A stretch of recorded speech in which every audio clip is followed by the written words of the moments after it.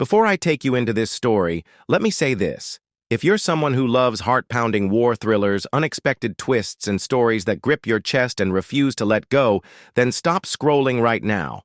Hit subscribe, turn on the notification bell, and stay with me until the very end, because this tale is about courage, betrayal, and the moment a single sniper's bullet turned the tide of an impossible war. This is not just a story. It's survival, sacrifice, and brotherhood under fire. The desert night was cold and cruel, the silence broken only by the crackle of gunfire and the distant thud of mortar shells shaking the ground like the heartbeat of war itself. And in the center of that chaos, a small SEAL team crouched inside the ruins of a bombed-out village, bloodied and cut off, their radios screaming static after sending an SOS that no one seemed to hear. Not command, not allies, no one. And as Lieutenant Marcus Hale, the team leader, kept pressing the comms button, whispering coordinates and urgent requests for air support, he realized with a sinking dread that they had been abandoned in the kill zone, surrounded by an enemy battalion that had already cut off every road, every exit, every chance of survival. And as the minutes dragged into hours, with ammunition running low and the wounded moaning softly in the dust, the men's faith began to falter, some whispering that maybe command had written them off. Maybe they had walked into a trap set by a traitor who had leaked their location, and Hale himself felt the weight of leadership crushing his chest like a steel vice. But he forced his voice steady, reminding the men that they were SEALs, born to fight in the shadows, born to adapt, survive, and strike back.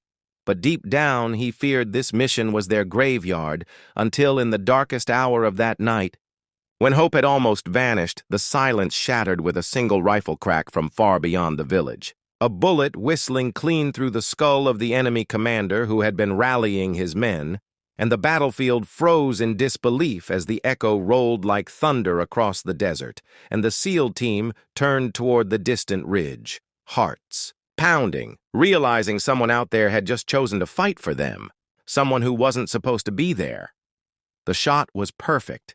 Impossibly perfect, the kind that came from a rifle in the hands of someone who didn't miss, and as enemy soldiers scrambled in confusion, searching the darkness for the source, another crack tore through the night, dropping their heavy machine gunner before he could swing his weapon toward the ruins, and then another, clean and precise, cutting down the RPG carrier about to fire on the trapped SEALs, and Hale's men stared in awe, not sure if they were hallucinating or blessed, until Hale barked orders to regroup and use the chaos to reposition, dragging the wounded into better cover, whispering thanks to whatever ghostly guardian had appeared. But in his gut he needed to know who was out there, who could shoot like that, and why were they helping, because SEAL intel had reported no friendly units within 50 miles, and command had clearly abandoned them, so either this was a miracle or a setup. But as the minutes passed and the sniper's rhythm continued, every bullet striking like lightning, Hale began to recognize the style, the cold patience, the way the shots came not just to kill, but to control the battlefield, and memories crashed back of a man he once knew, a legend whispered about in training halls, a sniper who had disappeared from the Navy years ago after a mission went bad. In Afghanistan, a man known only by his call sign, Viper, and as Hale steadied his rifle and laid suppressive fire, he muttered under his breath, "If it's you, brother, why now? Why here?"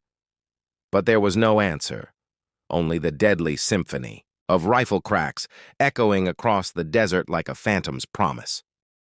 By dawn, the battlefield had turned into a graveyard, enemy bodies scattered across the sands while the SEAL team, battered but alive, prepared for the inevitable counterattack. But what gnawed at Hale's mind wasn't just survival anymore. It was the unanswered question of why their SOS had been ignored. Because protocol demanded immediate response, and the silence from command was not negligence but intent. And as he replayed the night in his head, the pieces began to fit together like shards of broken glass. The leaked coordinates, the delayed extraction, The fact that their operation had originally been greenlit by an officer with suspicious ties to private contractors, and Hale realized with a cold shock that someone high up wanted them erased, sacrificed as pawns in a bigger game. And that phantom sniper, if it really was Viper, was never meant to be here. He was the variable, the disruption that Command hadn't accounted for. But just as Hale tried to share his suspicions with the team, the comms crackled alive for the first time in hours, a smooth voice ordering them to hold position and wait for rescue. But Hale felt the venom hidden behind those words, the false calm of someone who already knew what would happen. And he whispered to his second-in-command, "That's not rescue, that's execution." And sure enough, within the hour, an Allied convoy rolled toward them, flying friendly flags but bristling with weapons trained not at the horizon, but at the SEALs themselves, and the men tightened their grips, realizing the nightmare. They had been marked as expendable, betrayed by their own, and only the unseen sniper could tip the scales. The convoy commander stepped out, sunglasses hiding eyes that never blinked, announcing that the SEALs were being relieved of duty pending investigation. But the tone, the stance, the silent hand signals to the gunners told Hale everything he needed to know. This was an execution squad, and the war zone had become their grave.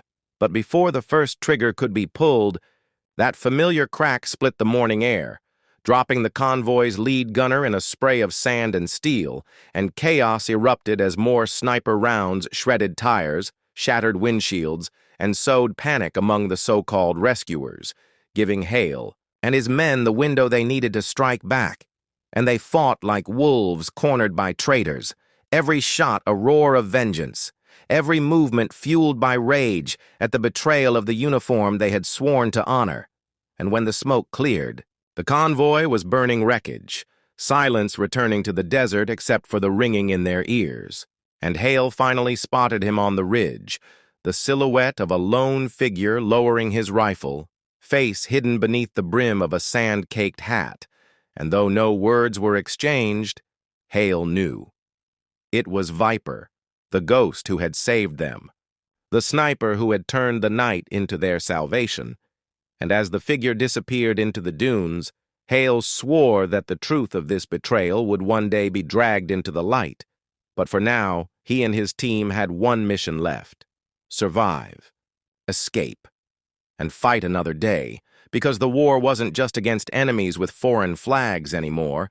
It was against the traitors hiding in their own command, and the sniper's bullet had just fired the first shot of that reckoning.